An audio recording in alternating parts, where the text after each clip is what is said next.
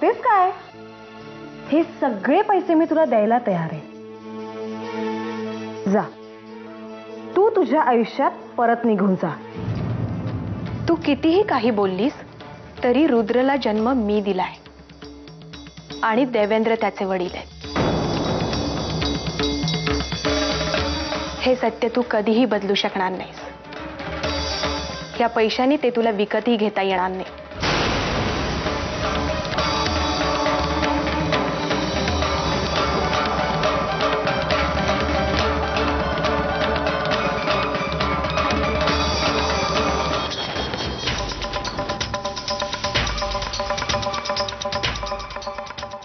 काय चाललंय? मी घर सोडून चाललीये. अगं पण डोक्यात राग घालून घेण्यासारखं झालं तरी काय? काय झालं? तुम्हाला माहितीये ती मुक्ता काय म्हणाली? तिचा नवरा विभास म्हणे या वाड्यात राहतो. देवेंद्र आहे त्याचं नाव.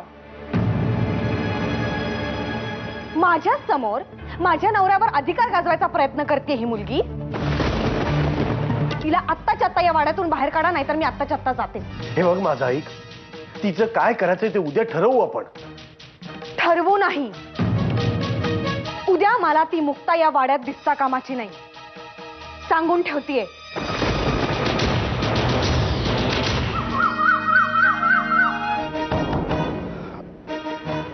अहो काय करताय? काही नाही, जरा चालायचा प्रयत्न करतोय. काही चालायचं वगैरे नाहीये. पायाला सूज आलीये. थोडंसं जरी चाललात तर आणखीन सूज वाढेल ती. या मागे. अरे अहो या म्हटलं ना, मागे या. हळू. सावकाश. हा बसा.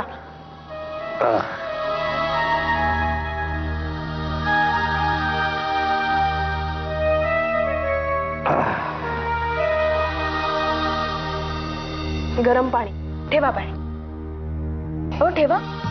तुम्ही बसा इथे पाण्यात पाय ठेवून. मी शिरप्याला पाठवून देते. त्याच्या आधाराशिवाय अजिबात उठायचं नाही. आलेच मी.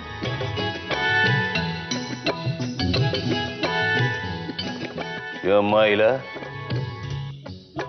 शंकर नारायण गायकवाडांना आदेश देण्याची आजवर कोणाची बी हिंमत झाली नाही वाड्यात.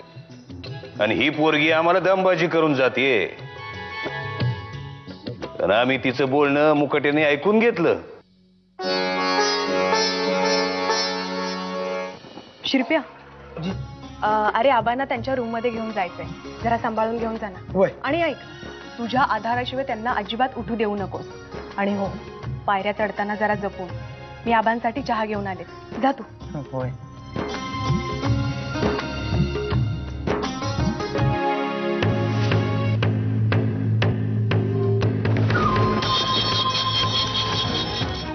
काय ग मुक्ता, केव्हाचा चहा मागवला होता मी? केवढा उशीर केलास? चल दे तो चहा. जा कामाला लाग. आबासाहेब चहा. पण मुक्ता तर स्वतःच्या आणते म्हणून सांगून गेली होती. नाही, तू बी सांगितलं होतं हे आम्हाला माहिती नाही ना. तुम्हाला माहितीये ती मुक्ता काय म्हणाली? तिचा नवरा विभास म्हणे या वाड्यात राहतो.